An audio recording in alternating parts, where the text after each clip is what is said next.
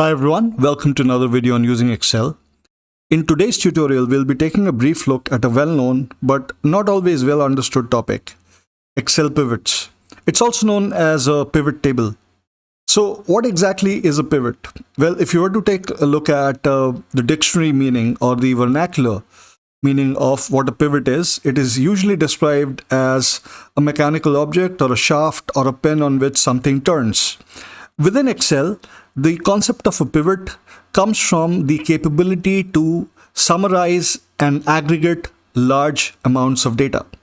If you were to look at what Microsoft itself says on its website, it says that the pivot is a powerful tool to calculate, summarize, and analyze data that lets you see comparisons, patterns, and trends in your data.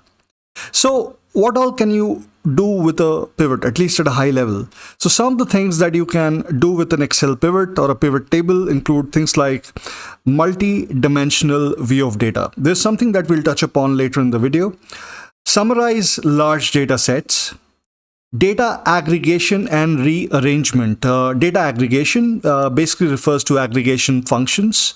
Example, if you want to take a count of a certain variable, or if you want to do things like sums, averages, means, medians, etc. So these are all aggregation functions.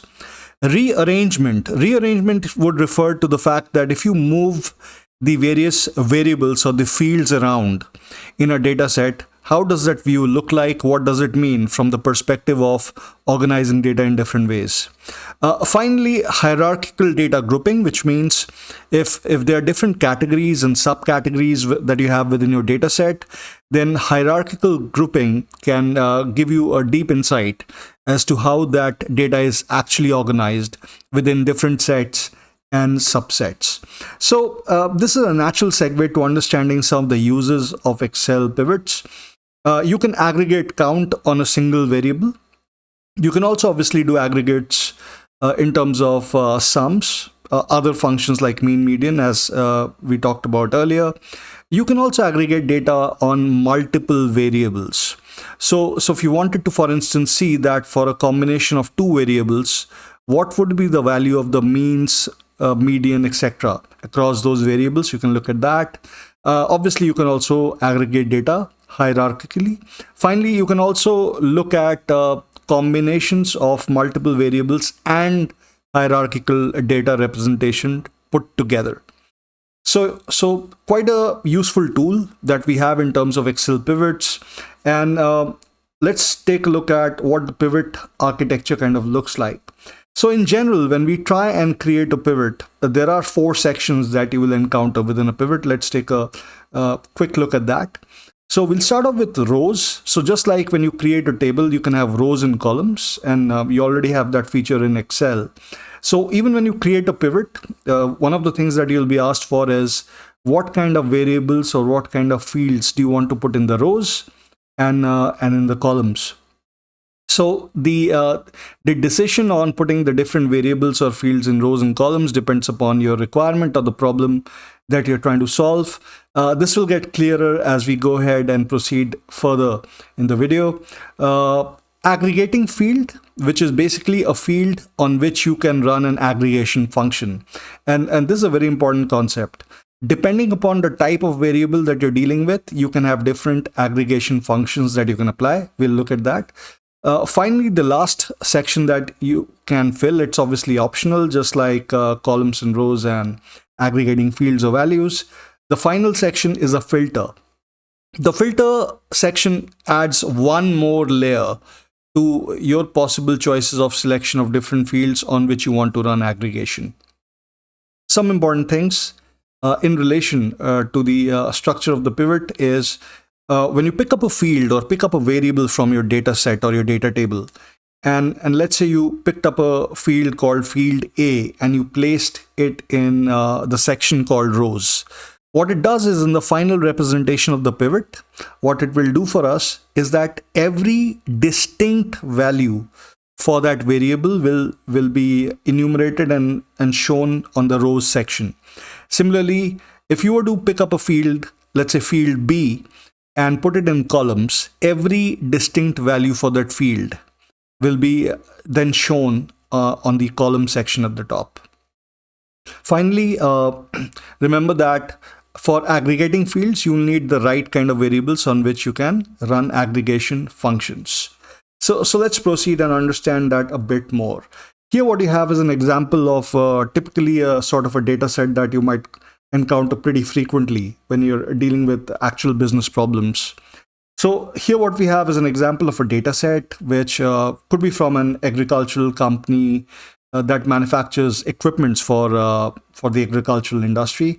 So what we have is columns like state, equipment, month, revenue in thousands of dollars, number of sales done for the agricultural equipment, and the cost of doing that sale actually in hundreds of dollars. Now, a quick look at this data reveals a couple of interesting things. One, if you look at the first three columns, which is state, equipment, and month, you immediately notice that this is a kind of data which would generally be classified as nominal data. This is textual data. So what kind of aggregation functions can we run on this? Remember that when you have data which is purely text or even text or alphanumeric, the only kind of aggregation function that you'll be able to kind of run on this is going to be the count. So for instance, you can count the number of states, or you can count the number of agricultural equipment, or you can count the number of months. What you will not be able to do is you won't be able to take an average of the states, or take a median of the states, or take a sum of the equipment, because this is textual data, text data. This is not numeric data on which you can run these aggregation functions. The difference is obviously clear. If you were to take a look at the last three columns, which is column E, F, and G, where you have revenue, number of sales, and cost, these columns are essentially numeric. So on these columns, you will be able to run different types of aggregation functions like count. You'll be able to run count, sum. You'll be able to run average, median. These are common aggregation functions that you'll be able to run within these. So what is the net effect of this? The net effect of this is if you were to pick up, let's say, a variable called state, which is non-numeric, and if you were to put state in, let's say, as an aggregating field, if you entered state in aggregating field, then the only thing that you can see in the aggregating field in the pivot is going to be the count, because that's the only applicable aggregation function.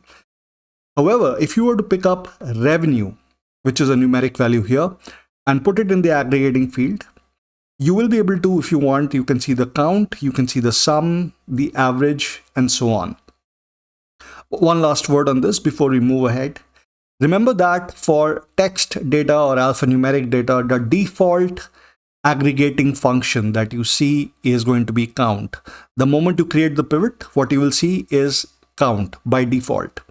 On the other hand, for numeric data, the default is going to be sum. So the moment you create a pivot and use a numeric value as an aggregating field, the default value that you will see is the sum. Obviously, pivots then allow you the flexibility to change the aggregating function. So if the default value is sum, you will be able to change it to average, count, and so on and so forth. Okay. So let's move on to looking at the pivot data structure a bit more. So here what we're going to look at is what is the net effect of the way that we use a pivot. So for instance, let's say, and this is a carry forward from the previous sheet that we were looking at. So if this is your data structure, remember you have three columns for text and 3 columns for numeric or number values.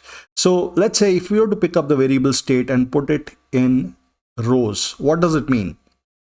What it means is when you put it in rows, every distinct value of the variable or the field state will show up in rows. So if you take a quick look at this section here, you'll notice that there are 3 distinct values that you have for state. You have Alabama, Alaska, and California. So the moment you pick up state and put it in rows, the 3 values that will appear here are Alabama, Alaska, and California. Similarly, if you were to put up state in columns, if you pick up state and put it in the column section while creating the pivot, The three distinct values of Alabama, Alaska, and California will then be listed in the columns section. Likewise, if we were to use equipment, for instance, which is again non-numeric, and let's say if you picked up equipment and put it in rows, then what it will do is when the pivot is eventually created, you will see every distinct value listed under the column for equipment will show up within rows. So that's what we were looking at. So if you pick up state and put it in rows, all the distinct values are listed here. On the other hand, if you pick up state and put it in column, you see all the distinct values will then be listed on the columns. Likewise, if you do the same for equipment, which is again textual data just like state, you will see similar effect. Every distinct value of equipment will be listed within the rows, and otherwise, if you pick up equipment and put it in columns, you will see the three distinct values of harvester, rotary tiller, and tractor listed there at the top. Now, this is where things get more interesting. Now, this, unlike the first couple of examples that we looked at, is a two-dimensional representation within a pivot. What you looked at before this was one-dimensional. One, because you're just using one primary variable here. And then you will be using another variable for aggregation, but you're just looking at the representation from the perspective of one variable. In other words, you just want to aggregate one variable and look at it by that. Here, if you, let's say if you wanted to aggregate on two variables, the first variable being state and the other variable being equipment, then this is how it looks like. So let's say, hypothetically, if you placed state within rows and you put equipment within columns, then this is how this data will appear to be. You will have all the distinct values listed in rows, all the distinct values of equipment listed in columns. And then what you will see is a very, very interesting feature, which is for each intersection block, you will have the value of the variable which applies to both the state and the equipment. So for instance, in this block, we'll just color code this block separately for now. So if you do create this pivot, what you'll see is the value of the variable which is common for Alabama and harvester, which will show up here. Similarly, let's say if for this block, you will see the value of the variable aggregated for the values of Alaska and tractor, and they will show up here.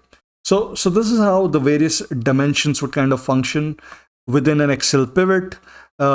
Basis your selection of the variables and putting them in rows and columns, you can create single dimensional, multi-dimensional views of data as well.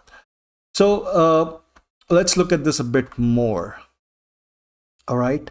So remember that these are the row fields. These are the column fields. This is an aggregating field. If you just pick up and select one variable, one field, and put it in the rows, you get one dimensional. Okay. Similarly, if you just put it in columns, a single variable or a single field, you will again get a single dimensional view of data.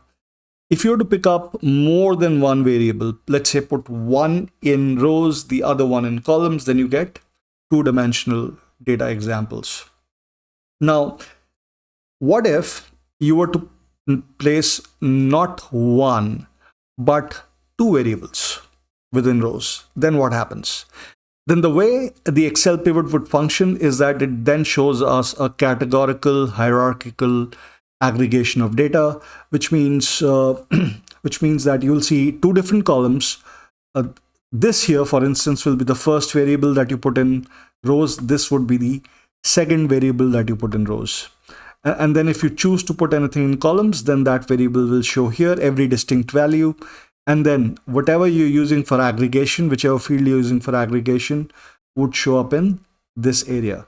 So remember that every different field that you have in a data set. So remember, when we're looking at this, these are the column headers. These are the fields of your data table. You can call them fields, you can call them variables. So these are the terms like state, equipment, month, revenue, number of sales, cost. These are the ones that go in the rows, columns, and that's what you get to see within here. Similarly, these are the things that go within filter. Now remember that the individual values that you have here, like Alabama, Alaska, or for instance, if you look at this, you have harvester, you have month. In terms of revenue, you have numbers like 4, 6, 3. What are these? Well, these are generally referred to as items when it comes to a pivot. And this has applications when you want to create more consolidated and complex pivot calculations. Later on, we'll probably have a chance to look at that as well. So key concept to bear in mind, these are the fields, and the individual values are referred to as items. So now that we have this at the back of our minds, let's see how we can apply some of this further. So as an example, let's take a look at this raw data. So this is again raw data for an agricultural equipment organization, agricultural equipment company that sells agricultural equipment in different states. So your first column is basically the name of the sales rep. Second column is the city from where they operate. This is the state. This is the month during which they made the sale. Equipment lists the type of agricultural equipment that was sold. Sales revenue. So this is nothing but, let's say this to say that a harvester was sold for $19,000. This, let's say, is the cost of sale. So when you make a sale, you have to make an investment or incur cost in terms of, let's say, salaries, paychecks, travel costs, telephone costs, internet allowances, so on and so forth. So this column here, column G, represents the cost of that sale, sale that brought in a revenue of $19,000. And this here, for instance, column H is number of calls. So the number of calls, the number of phone calls that were required, let's say, to crack this deal.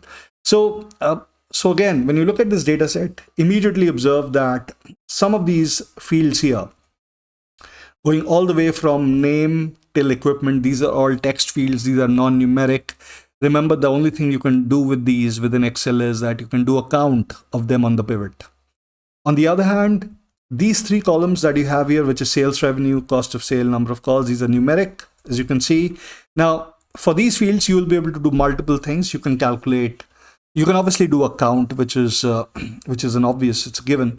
But then you can also do sums, averages, mean, median. In fact, the default value that you will observe will be a sum. So how do we go about it? So remember that you can create pivots in multiple ways within Excel. One way which is fairly common, and you'll see a lot of people using that, is in step one, you just select the data set. Let's say you select the data set on which you want to make a pivot. And then at the top, if you go and click on insert, and you'll see there's an option called pivot table. Within pivot table, if you just select from table or range, remember in this case, we've already specified the range. So that's the option. Obviously, if you're trying to create a pivot on an external data source, then this can be your option.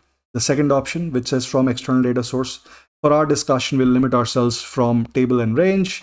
If you click on that, it takes you to a small pop-up window which says pivot table from table or range. So here's where Excel would want you to specify what are you trying to make a pivot on. So the field right here called table/range, here it wants you to specify the data range on which you want to create a pivot. As you can see, this one stretches from A1, which is right at the top left-hand corner, all the way to the bottom right-hand corner, which will be H101. The next thing that the pop-up window wants to know is, where do you want to generate or create the pivot? Do you want to create it on a new worksheet, or do you want to create it on an existing worksheet? So let's say if in this case we go ahead and choose the option called new worksheet, and we don't need to make any other changes. So there we are, it's created a new worksheet. What you'll see on the left hand side is the place where you finally see the pivot table. What you have on the right is what we've just discussed. Remember, from the architecture of the pivot, there are four things that you can play around with.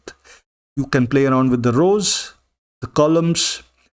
The values is where you place the aggregating field, the field that you want to count, take a sum off, take an average off, take a mean off, so on and so forth. Filter is the additional option that you have to make choices and selections if you want to look at different views of data. From our perspective, remember that if you just use the variable in rows, that's going to be one dimensional. Or if you just use the variable in columns, that's again going to be one dimensional. If you use variables in both rows and columns, then you have graduated to two-dimensional use. And then if you also use filters on top of it, then you've kind of moved on to three-dimensional view of the data set that you're looking at. So let's take it one at a time. So for instance, let's say we take the field name and place it in rows.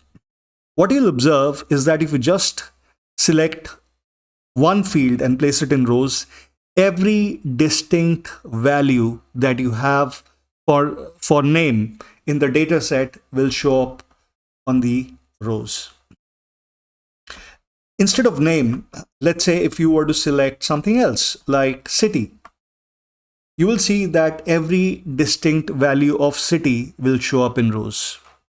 If you were to select something else like state, every distinct state that you have in the data set will show up in rows. So this is like looking at a one-dimensional view of data because you're using fields only in one section. On the other hand, if you were to do the same thing with columns, again, you'll see that if you place name in column, every distinct value of name shows up in columns. You can see the same if you do that for city as well. Okay. So now that we have looked at this, let's also see the aggregation bit of it. So let's say we pick up state and put it in rows. You see every distinct value shows up here. And now let's say we pick up name. Remember, name is name of the representative or the sales rep. So if you have state in rows and you pick up name and put it in values, what do you expect to happen? So remember that values is the aggregation section of the pivot table, which means it will apply some kind of an aggregation function. What is name again? Remember, name is a text field. It is non-numeric. So the only thing that you can expect to happen here is look at the count of names. All right, there we are. So now what you see is what it has done is that for every state, it is giving you the count of the sales reps, or rather the count of the names of the sales reps. And this is something that you can easily look at on the data structure and at the raw data and kind of verify. If you see that how many do we have, if you look at the name field, you see it lists 100 rows in here. And that's why the number that you have in the pivot is 100. As you can see, it has a total of 100. And again, if you see for Alabama, it's showing 18.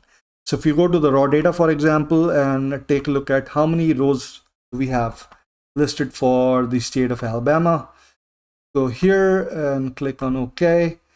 If you take a look, you see there's a total of 18 rows here. Similarly, if you were to look at any other state, if you look at Alaska, there'll be 18, Arizona 18, Arkansas will be 6, California will be 25, Colorado will be 15, and so on. So this is a view of the aggregation function. If you move state to column, you can see virtually the same thing. Again, it is listing out every distinct state, and because you've selected name as the aggregating field here, it gives you a count of the names listed for Alabama. So this is pretty useful, but then let's take a look at what happens if you were to select a non-text numeric field. So remember, name is textual or non-numeric. What happens if you select a numeric field?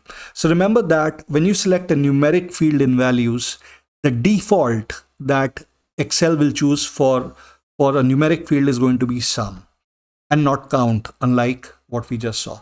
So if you select sale revenue, which is numeric, and place it in values, you see that the aggregation that it has applied as a default is sum of sale revenue.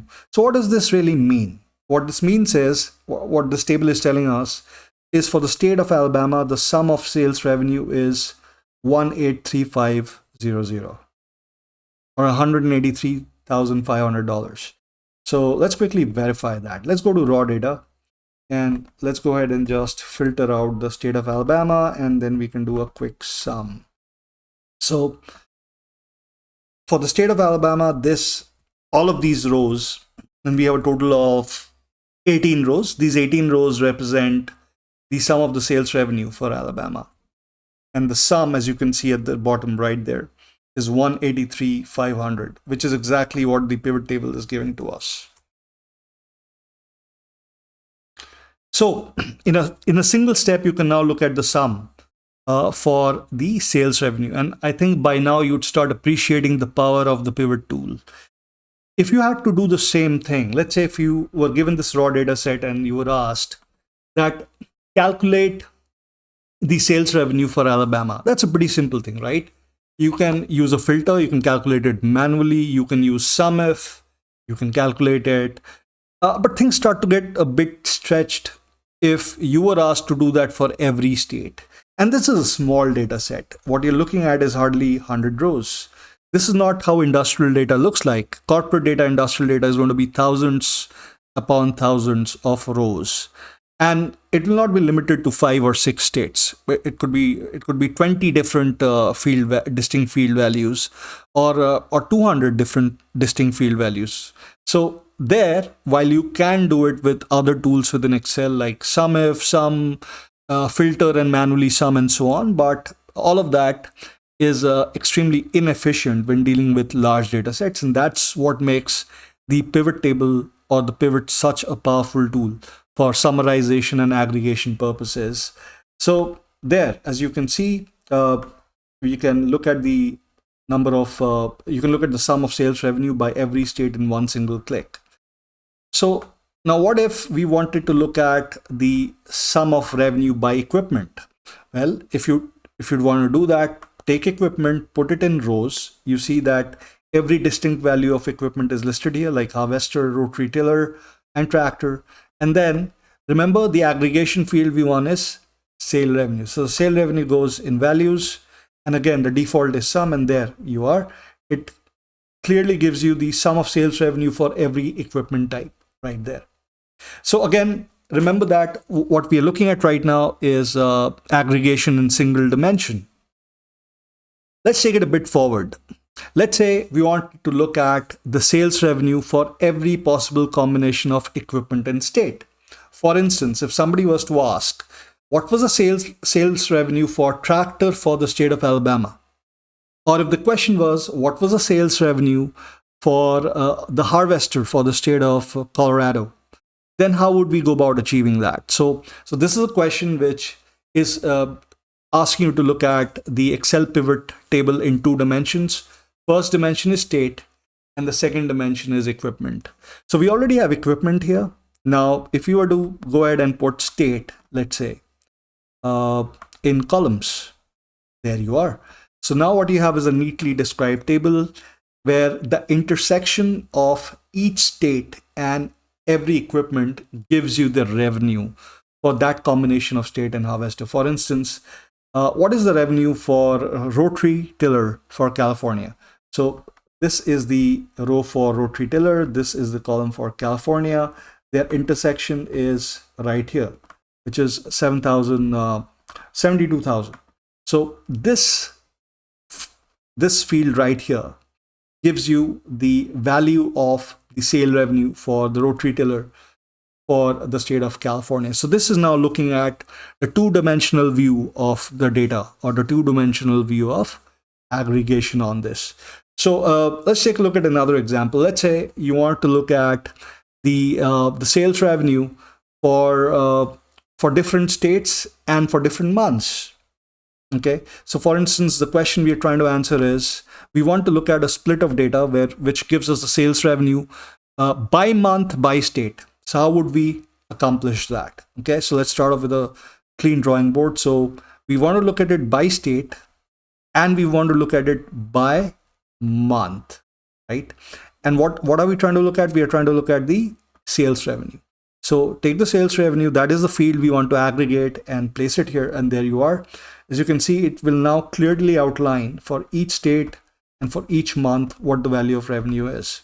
Remember again that the default value of numeric on the aggregating function is going to be sum, and for non-numeric values, it's going to be count. All right, so this is a pretty interesting application of this. Now, let's extend this a bit further. Let's say we wanted to look at how does hierarchical representation of data look like. All right. So in order to understand hierarchical data, remember that when there are multiple categories and subcategories and you want to look at both of them, uh, the Excel pivot is a wonderful tool in order to do that as well. So for instance, let's say we want to look at the sales revenue, not just by the state, but also by the city. And then we also want to look at that distribution by equipment. So for instance, if somebody was to ask, what is the sales revenue for the state of Alabama, for the city of Montgomery, for the month of March? As you can see, now we are dealing with three different variables. And we'll obviously look at a multi-dimensional view of data. And how would we achieve that? So the way we would work with that is, remember that in terms of hierarchy, the state will be higher than the city. So if I put state in first, and then you select city and put it right underneath state in rows, and you see that what it has done for us is it has listed every city under the corresponding state, every distinct value, if you see on the left hand side, for every different state. And now we also want to look at this by month. So let's go ahead and place month in columns. There we are. And what do we want to look at? We want to look at the revenue. The aggregating function is going to be revenue. So if I pick up sales revenue and place it here, there we are. As you can see, it has now clearly and cleanly listed out for us the value for every state, city, and month combination. So if you wanted to look at the revenue for the state of Alabama, for the city of Montgomery, specifically for the month of March, you can see that the value is blank. So in other words, there was no sales revenue recorded for Alabama, for Montgomery, for the month of March. You can obviously see that for April and June, there is some revenue there. So this is, again, a clear demonstration of how you can use categorical or hierarchical data groupings within the pivot to understand and look at the different aggregation values for different fields. In this case, we were looking at revenue. So let's quickly understand one more interesting aspect of this.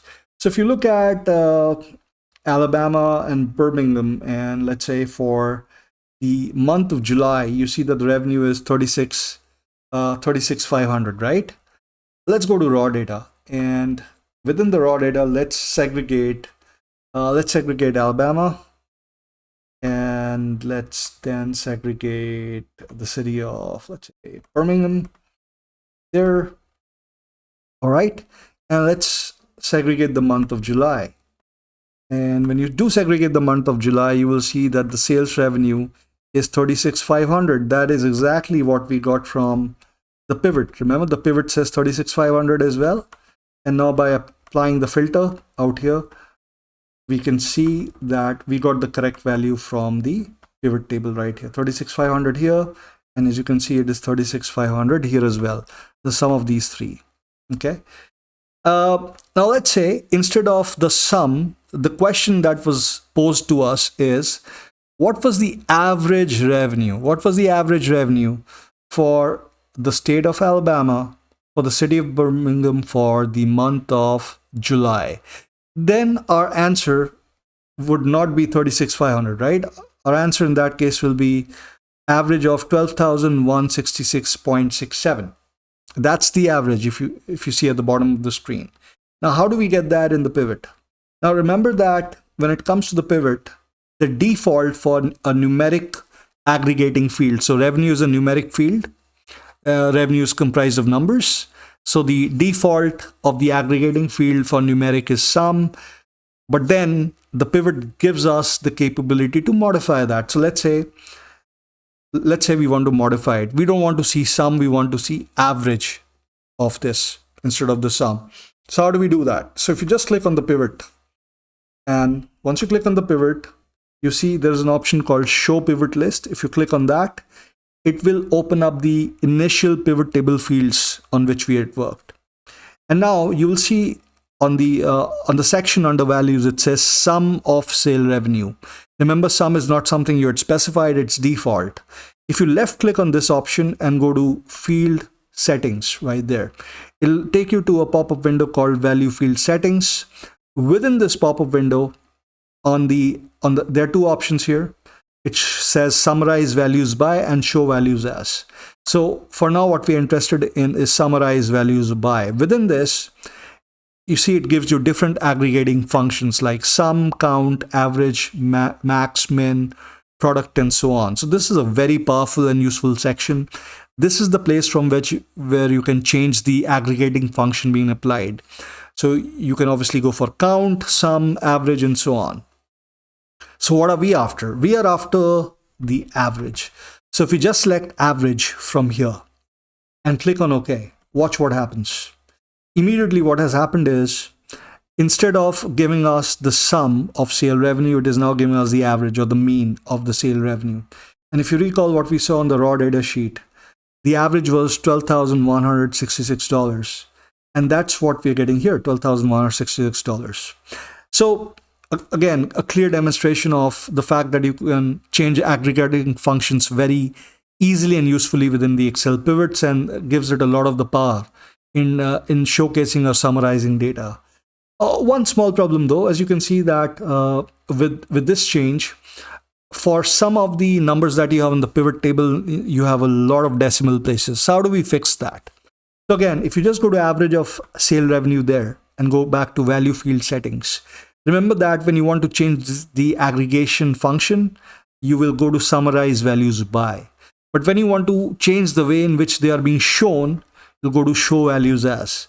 So within show values as, you will see there's an option called number format on the bottom left of that pop-up window. If you click on number format and then go to number, and within number, we can now change the number of decimal places. So let's say if you want 3, you can use 3. If you want to use 2, you can use 2. Let's use 2. Click on OK and OK again. And you will see that it has now adjusted the number of decimal places on the pivot table for us to be looking at.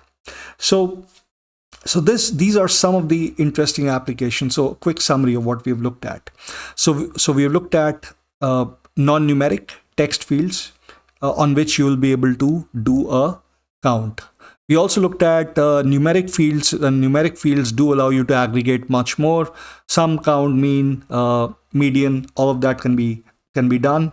We've also looked at one-dimensional, two-dimensional, and the use of categorical or hierarchical grouping within the Excel pivot. So now let's take a look at a slightly more advanced example of how else can we use this pivot. So in order to do that, let's go back and first change the view. Go back to the original view that we were looking at, which was this. Okay, so this is the view in which we were. In fact, let's do one more. Let's try and simplify this a bit, and let's say state. So now what we have is a representation of the data in which you're looking at the revenue here, revenue by state and by month, and you're looking at the sum of the revenue here. Okay, so now let's say that while we are looking at this, and obviously we are looking at an overall revenue. Let's say we were asked to calculate the revenue per call. So if you remember the raw data sheet, one of the columns that we had on the raw data sheet was the number of calls, which means how many calls were made in order to close this sale or close this revenue sale, right? So let's say the question we are trying to solve now is we want to understand the sales revenue per call, right? So for instance, if you look at the first row here, which is a sale for 19,000, we're trying to understand what was the revenue per call. So when we say per call, that'll be nothing but this number of 19,000 divided by the number of calls. So in effect, we can say that per call, the revenue was around 9,500 approximately. So that's the number that we are after, right? So how do we accomplish that within the pivot? So the way that we can accomplish that within the pivot, there's a long way and there's a much more elegant and efficient way. So the long way obviously would be for us to, one, create a table for revenue, then we can create another table for the number of calls, and then we can divide the revenue by the number of calls, and we would get our average, not the average, we'll get our revenue per call, which would be a long-winded way. The way that would kind of function is you have one table, you can copy and paste pivot tables, and it will give you the same pivot table below. Now, let's say on this pivot table, you were to go ahead and change the aggregating function here from revenue to, let's say we change it to the number of calls right there. Okay. Again, remember, number of calls is again a numeric field. So your default aggregation will be sum. So there we are. As you can see, we have one table for revenue. We have another table for number of calls. Now, all that we have to do is divide the values, the corresponding values in the first table by the second table, and you'll get your revenue per call. And you can do it right here. So for example, the revenue that you have for Jan in Alabama is in B5, and the number of calls that you have for Jan in Alabama is in B16, right? And if you divide it, you will get your revenue per call, okay? And then, as you know, Excel does allow you to drag the different formulas. So if you drag it, so as you can see, we can drag it, and when you do drag it, you will get the revenue per call in these corresponding cells right here. So for example, 2625 is what? 2625 is the revenue per call for the state of Alabama for the month of Feb. So as you can see, for the month of Feb, the revenue was 10,500 and the number of calls was 4. So when you divide 10,500 by 4, you get 2625. So, and again, just like we dragged it horizontally, we can also drag it vertically, and that will give us the revenue for every state month call combination. But is this really the best way that we can accomplish this? So so the answer is no to that. This is not the best way that we can do this. So what is the best way of doing this? The best way of doing this would be something known as a calculated field. So what is a field? Remember, the field is nothing but, when we say field, we are generally referring to the column headers or the variables that you have in the data table. So using the concept of a calculated field, we can do this much better. In fact, calculated field does give a lot of power to the representation on the data table. So for instance, if you were to click on this pivot table right here, and at the top, as you can see, there are various options, and one of them is pivot table analyze, right? So under pivot table analyze, if you click there, you will see an option called field items and sets.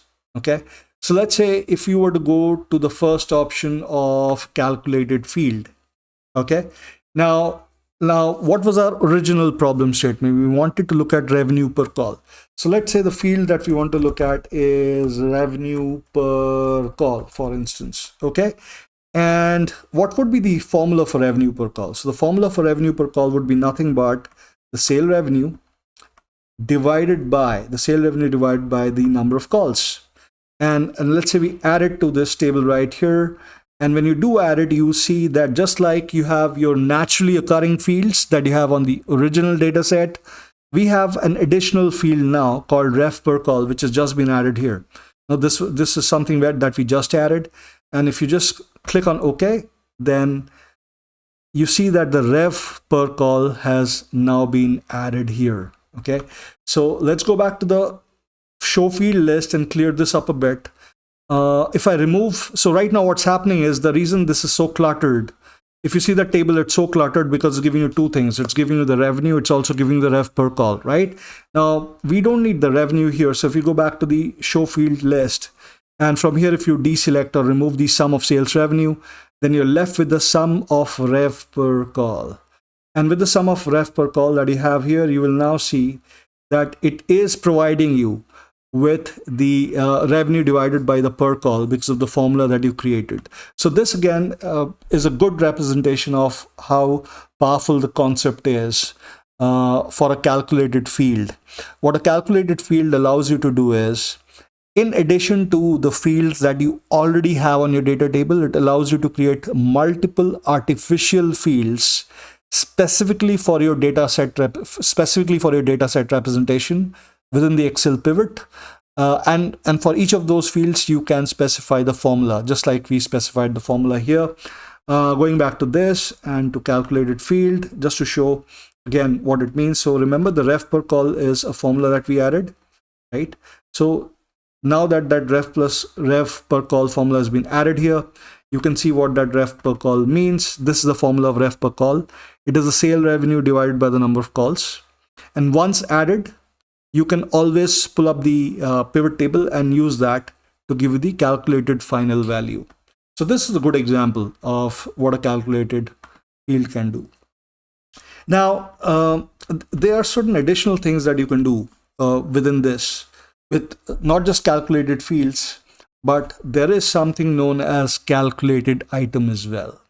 So what is an item? Just to refresh our memories, remember that when we are looking at the structure of the data tables that we generally work with, remember that the column headers are the fields or the variables like state, equipment, month, revenue, so on and so forth, right?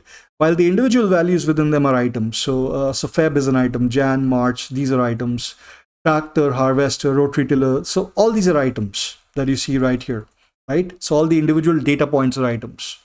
So what a calculated item does is that, just like you can apply a formula for a calculated field, if you want to apply a formula to the items that are listed, then you can use a calculated item formula. Works pretty much the same way, though there are some restrictions, but that's a topic for maybe another video.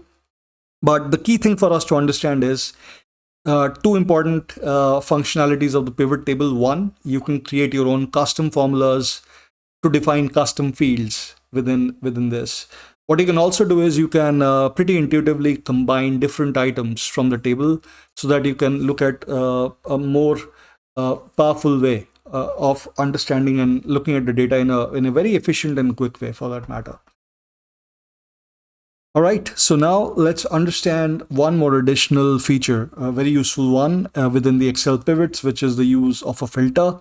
So how's a filter used? So the way to use a filter is, if you choose any of the fields, example, if we have chosen equipment here and put it in filter, then this will allow us to custom select the distinct values for equipment for which we want to look at revenue. So for instance, right now, this table is giving you the overall revenue for state by the month, correct? But let's say we wanted to look at it specific to a harvester. So in other words, what is the revenue generated by selling a harvester for different months and for different states? Then if you select a harvester from here, you see the data table is immediately changed. So this is now specifically showing us the revenue pertaining to the harvester. If you go here and select a rotary tiller, you will see the data values will change again. This is again now only revenue pertaining to the equipment for a rotary tiller. So this is what a filter allows us to do. It's a very useful feature. It allows us to select different fields within the filter option, and then from there you can custom select the distinct values for which you want to see aggregation of data or summarization of data. So one last topic before we wrap up for this video.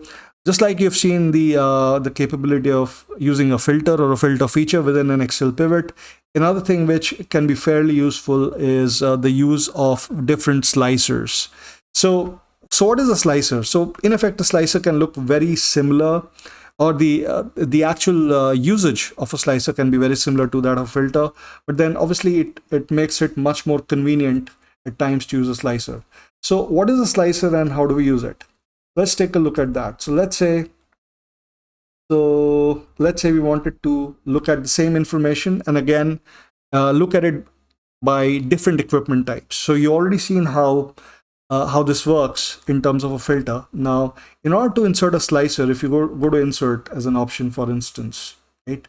And within insert, and you can see there's an option for a slicer. So if you click on insert slicer, and let's say we want to look at the slicer for equipment. So let's say we click on equipment, click on OK, and there you are. Now you can see that a slicer has appeared here. Now what does it do? The functionality of this is pretty intuitive. As in when you choose any of these options, your table will get updated accordingly. Right now, as you can see, all the three options in the slicer are in blue, which means all three are currently active, just like you would see on a filter. So what you're seeing right now is the revenue by state, by month for all equipment, harvester, rotary tiller, and tractor. But let's say I only select harvester from here. Now this is showing me the revenue by state only pertaining to the harvester. You could do the same for a rotary tiller. So again, this is a very useful feature if you want to use it on your descriptions or on any of the Excel sheets for easy and intuitive selection of the different choices. I think a slicer can be very useful. You can use a filter or a slicer basis your requirements and your convenience. All right, so that's what we had for today's video. We looked at different possibilities within an Excel pivot, or using an Excel pivot table, as it's also known as. Remember that it is a very powerful tool used a lot for summarization, aggregation of data for different, primarily for numeric values, but also for non-numeric values at times. And while this is not entirely the subject matter, remember that Excel pivots is a very large topic. There are a lot of different useful options that one can use. So I'd just encourage you to look up more material on this as much as you can. So thanks again for watching this video. Have a great day.